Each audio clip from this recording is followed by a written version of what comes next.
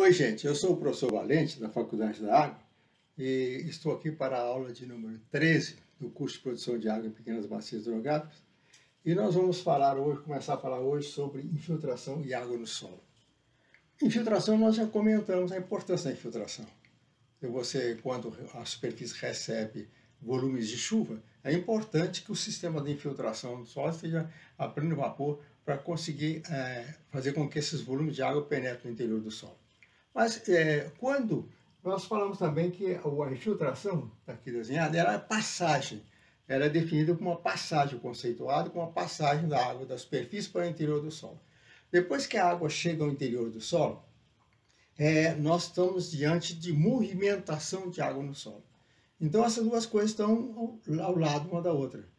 A infiltração depende do que acontece com a movimentação de água no solo. E a movimentação de água no solo, por sua vez, depende também, até certo ponto, da quantidade de água que está chegando até a esse solo por infiltração. Então, nós temos aqui um perfil do solo, você tem da superfície até o aquífero. E esse perfil do solo, então, nós vamos ver o que acontece ao longo desse perfil do solo quando há infiltração de água no solo. Bem, esse perfil do solo nós dividimos em hidrologia para facilitar o entendimento em áreas, em blocos, melhor dizendo, tem blocos. Bem, a região logo abaixo da superfície, que varia de profundidade com a profundidade do sistema radicular. Então agora estão vendo aqui, você tem a região chamada região de umidade. Então vocês estão vendo que ela está definida aqui pela profundidade do sistema radicular. Se você tem uma árvore que tem um sistema radicular até esse ponto aqui, até essa linha, então essa região de umidade vai até aqui, que seria a região de umidade 2, que pega da superfície até essa marca que está aqui. Porque as raízes talvez estão a 1 metro de profundidade, a 1,5 metro de profundidade. Então, se as raízes, a gente não pega toda a raiz, pega 80% a profundidade onde está 80% da massa, a massa de raízes. Então, esse geralmente é o considerado nesse sistema.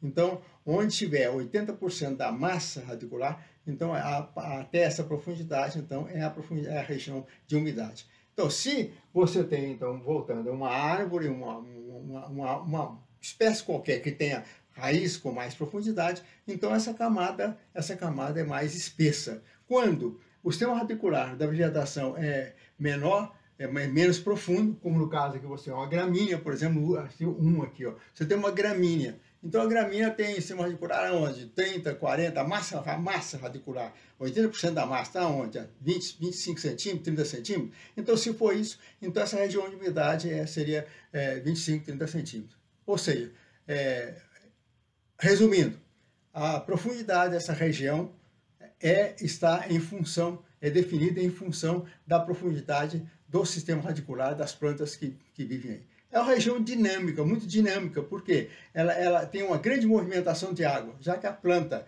tira a água daí por transpiração, e a primeira infiltração, o volume de infiltrados passa por essa camada, então ela é uma camada dinâmica, bastante dinâmica. Bem, abaixo dessa camada de umidade, você tem uma região chamada região intermediária, onde as quantidades de água variam muito pouco ou quase nada. Quer dizer, você tem ao longo do tempo, nessa camada chamada região intermediária, você tem mais ou menos a mesma quantidade de água, ou a mesma percentagem de água, o mesmo volume de água por volume de solo. Então essa região não muda muito pouco, varia muito pouco, ela é uma região de passagem. Então, olha, se a água passa pela região de umidade, ela começa a descer ao longo dessa região intermediária por aquilo que nós já chamamos nas aulas anteriores de percolação. Então a água desce por força da gravidade, né? A gravidade é uma força que puxa qualquer corpo para baixo.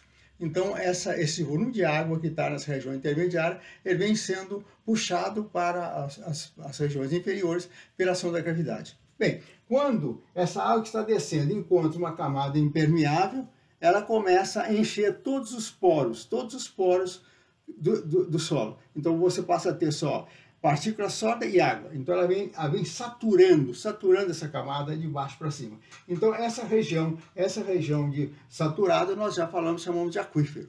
Muita gente chama de lençol d'água. Nós podemos chamar de aquífero.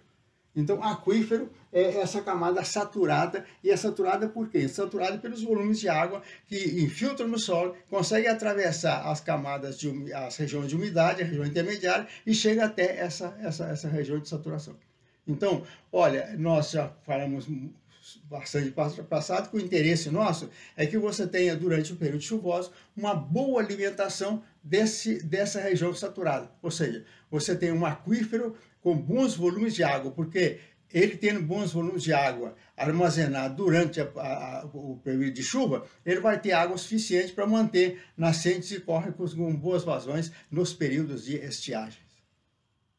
Ok? Bem, olha, quando a quantidade, nem sempre então, a quantidade infiltrada, a quantidade percolada, a percolada é igual à quantidade infiltrada.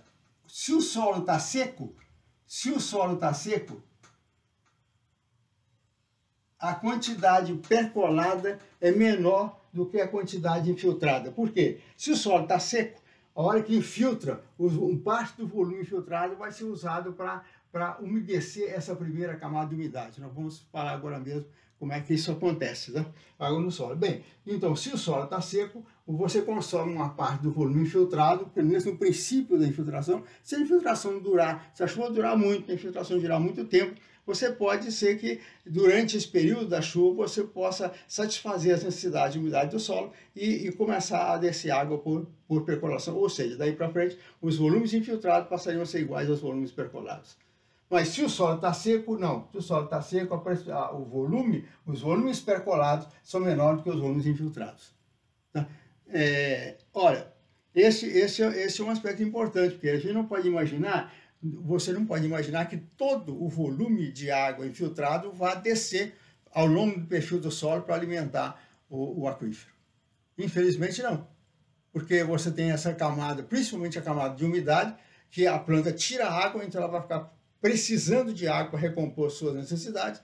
Então, enquanto você não recompor esse volume de água necessário para colocar essa camada numa umidade própria do solo, você não tem a descida da água ao longo da região intermediária para chegar até o aquífero. Esse é um dado importantíssimo, essa é uma informação importantíssima. Então, por isso, às vezes, é que você erra em prática de manejo de bacia hidrográfica para a produção de água, você se esquece, faz um balanço, mas se esquece de que essa região, por ser muito dinâmica, ela tem uma grande interferência nesses volumes de água recebidos por infiltração no interior do solo. Bem, essa movimentação de água no solo, na verdade, nós falamos da percolação, a descida, esse volume que desce é que interessa para a gente. Mas no solo, você tem movimentações de pontos com mais água para pontos com menos água. Então, você tem movimentação lateral, você tem até movimentação ascendente. Tá? Então, a água se movimenta no solo para diferentes direções, em diferentes quantidades. Nós vamos ficar preocupados apenas com aquela quantidade que desce por percolação. Ou seja, que é puxado pela gravidade e vai chegar ao aquífero. Bem, acima do aquífero, o solo, as partículas do solo costumam formar pequenos verdadeiros tubos capilares. E nós conhecemos a história do tubo capilar. O que é um tubo capilar? É um tubo pelo qual a água sobe, ascende por algumas forças existentes. Então, se você colocar um tubo de menos bem fino ou de pequeno diâmetro, em contato com a superfície de água, coloca um tubinho desse, você vai ver que esse tubinho começa a puxar a água ao longo dele. Essa é a ascensão capilar. Então, como aqui você tem uma região saturada, é como se fosse uma lâmina de água. E se o solo forma verdadeiros capilares, pelo arranjo das partículas, verdadeiros tubinhos ao longo daqui, você tem uma ascensão da água ao longo desses capilares do solo, e essa região que é chamada orla de capilaridade. É uma região altamente importante também. Por quê? Olha, se essa orla de capilaridade estiver muito próximo, se esse aquífero, em algumas situações da bacia, se o aquífero estiver pouco abaixo da superfície, e se você tiver um solo com partículas finas, formando capilares muito eficientes, esses capilares podem elevar a água até 1 metro ou mais de 1 metro acima da região saturada. Então você tem, pode ser que essa região aqui saturada, mais a altura capilar, pode chegar quase à superfície do solo. Então, se isso acontecer, a planta tem água para tirar ao longo do tempo todo. Então você começa a superpor a região de capilaridade com a região de umidade. Então a planta passa a ter, a partir daí, volume suficiente de água para retirar ao longo de todo o tempo, independentemente se está chovendo ou não. Então esse é um fenômeno que pode acontecer. Ou também, esse outro problema que pode acontecer é que em alguma posição aqui do perfil do solo, você pode ter uma camada de argila um pouco mais adensada. Não é totalmente impermeável, mas é um pouco mais adensada, tá? E dificulta a percolação. Então, quando a água chega nessa camada, ela começa a se depositar temporariamente acima dessa camada. E pode ser que, se ela tiver 1 metro de profundidade, 50 centímetros de profundidade, pode acontecer, essa região acima, temporariamente, essa região pode saturar. Fica toda saturada, inclusive a região de umidade. Então, se isso acontece, se saturar, a hora que satura, a infiltração cessa. Então, a partir daí, você tem uma grande quantidade de escoamento superficial. Então, você não tem como a água penetrar no solo, porque a região toda não tem vazios no solo para essa água começar a se movimentar. Então, esse perfil de solo, ou solo entre, essa camada de solo entre a superfície e o aquífero, é uma camada altamente interessante de ser pensada, de ser estudada e de ser levada em consideração quando se pensa em fazer manejo de bacias hidrográficas. Mas vamos ver um pouquinho mais o que acontece com essa história aí. Vamos ver aqui do lado. Aí, se você pegar essa camada aqui, ó, você pegar essa camada de umidade e ampliar essa camada de umidade, você amplia bastante. Então, está aqui a superfície e uma camada bastante ampliada. Então, o que você tem aqui? Infiltração. Então, você tem a superfície e uma infiltração. Bom, no princípio, se o solo está muito seco, se o solo estiver muito seco, essa infiltração, no princípio, ela é maior do que um pouco tempo depois. Tá? Ela começa, o solo está muito seco, ela começa maior, alta, e depois ela vai, com o tempo, ela vai diminuindo, até mais ou menos chegar a uma constante, e nós vamos mostrar isso para frente. Mas vamos ficar por aqui por enquanto. Então, essa água, como esse solo está seco, você tem essas partículas sólidas, que são desenhadas aqui, elas têm superfície. A superfície das bacias dessas partículas tem cargas positivas ou negativas.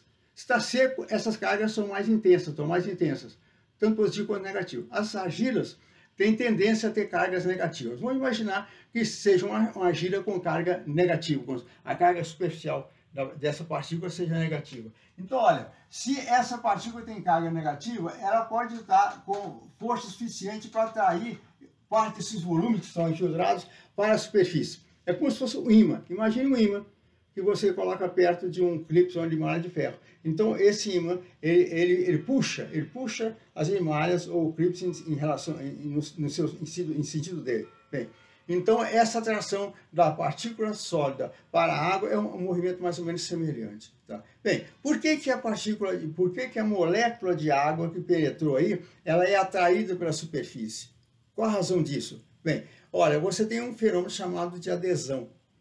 A água é bipolar. A água é uma molécula bipolar. O que é isso? Ela tem um átomo de oxigênio e 2 átomos de hidrogênio. Tá? Então, aqui você tem 2 átomos de hidrogênio e aqui um átomo de oxigênio. Bem, por que nós dizemos a água bipolar? Como por essa distribuição não ser linear, você tem aqui o hidrogênio e estão concentrados mais desse lado, então esse lado da água tem comportamento positivo, esse lado de lá tem um comportamento negativo. Bem, o que acontece com isso? Quando com essa molécula de água penetra aqui no interior do solo, se essa superfície está com a carga elétrica negativa bastante intensa, ela atrai essa molécula de água, tá? E essa parte positiva aqui vai se ligar à superfície negativa. Então essa ligação de molécula de água com uma superfície sólida é chamada de adesão. Então nós temos aí uma força de adesão. E essa força de adesão pode ser muito alta. Essa força de adesão pode chegar a valores de 30 ou mais atmosfera, né? Que significa 30 kgf por centímetro quadrado, que normalmente, às vezes até o pessoal costuma falar mais em quilo por centímetro quadrado mesmo só. Essa é a força de retenção. O que significa essa força de retenção? Vamos imaginar uma explicação bem simples, bem elementar. Bem, essa molécula de água que está presa aqui com essa força aqui, se você, para tirar essa molécula daí, você teria que aplicar uma força correspondente a 30 kg por centímetro quadrado. Então, essa é chamada tensão de água, tá? Tensão da água no solo. Então, essa força que está aí, essa molécula está sendo segura com uma força correspondente a 30 kg por centímetro quadrado, ou até um pouco mais. Bem, depois que essas moléculas, olha, então ela começa a prender aqui. Olha, se tem uma molécula de água presa aqui, então se essa superfície é negativa, esse lado aqui é que tá aderido à partícula sólida. Bem, esse lado aqui é negativo, tá para cá, para fora. Então, aí outras moléculas de água, esse lado positivo de outras moléculas de água se liga ao lado negativo daquela que está presa à superfície. Então, nós temos esse fenômeno de uma molécula de água ser atraída por outra molécula, é chamado de coesão.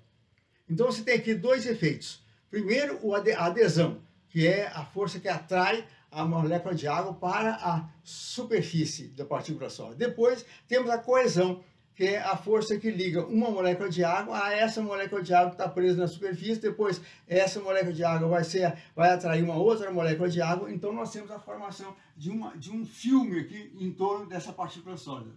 Bem, esse filme, essa força, à medida que você vai caminhando nesse sentido, para fora, nesse sentido aqui, para fora da superfície, essa força vai diminuindo paulatinamente. Vai chegar a um certo ponto aqui, que essa força é de apenas, por exemplo, um terço de atmosfera. Um terço de atmosfera. Ou um terço de quilo por centímetro quadrado. Bem, quando isso acontece, a partir daí, se você continua tendo molécula de água nesse sentido aqui, essas moléculas passam a ser atraídas pela partícula sólida com uma força menor que um terço da atmosfera. Então, a partir daí, a gravidade passa a ser uma força maior do que essa atração. Então, a partir desse momento, desse ponto aqui, essa água que está aqui nessa posição, ela começa a descer pelo fenômeno da gravidade. Então começa a percolar, começa o processo de percolação. Do outro lado aqui também, nessa molécula, você tem a mesma coisa, você tem a mesma condição, você tem isso, tem molécula, o volume, a força vai caindo, então a água que, depois que essa camada é satisfeita, o que acontece? Como você não tem mais atração nenhuma pelas partículas, você não tem nenhuma molécula de água segura mais pelas partículas, então a água que penetra no solo a partir daí por infiltração, ela vai descendo na superfície pela atração da força da gravidade. Esse fenômeno acontece na região de umidade. Por que na região de umidade? Porque o solo está seco na região de umidade. Ele pode estar seco na região de umidade. Na região intermediária, eu disse que os volumes de água da região intermediária praticamente não mudam. Então, o que acontece? Esses filmes em torno das partículas sólidas são mais ou menos permanentes. Então, a água que chega aí, ela já chega sem retenção por forças maiores, então ela começa a descer pela gravidade. Então, a força que atua sobre a água nessa região é essencialmente a força da gravidade. Então, ela começa a descer no perfil do solo, percola e vai até ao aquífero. Bem, esse fenômeno aqui é bem mais complexo do que eu estou fazendo apenas um resumo. Esse assunto é estudado na física do solo, e a física do solo é uma ciência bastante complexa. Então, eu estou fazendo aqui simplesmente uma simplificação, melhor dizendo, desse sistema todo, para que você possa ter ideia. Por quê? Porque nós vamos mostrar uma curva depois, porque que no princípio a infiltração é mais alta e depois a infiltração cai.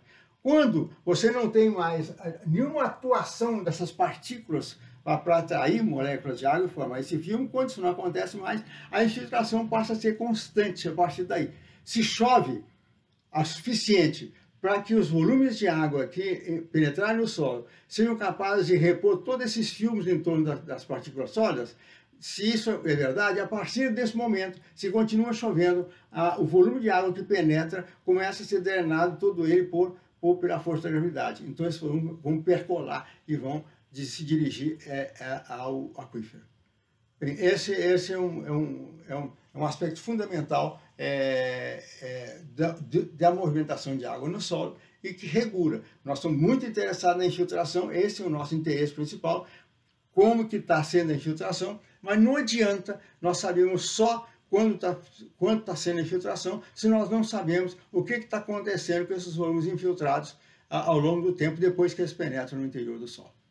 Bem, por hoje é só. Na próxima aula vamos continuar a falar sobre esse assunto, porque é um assunto altamente importante e a gente precisa de, aos pouquinhos, ir introduzindo um pouco de informação a esse respeito para que vocês tenham mais segurança para entender o que está acontecendo com a infiltração daí para frente. Por hoje é só, muito obrigado e até lá.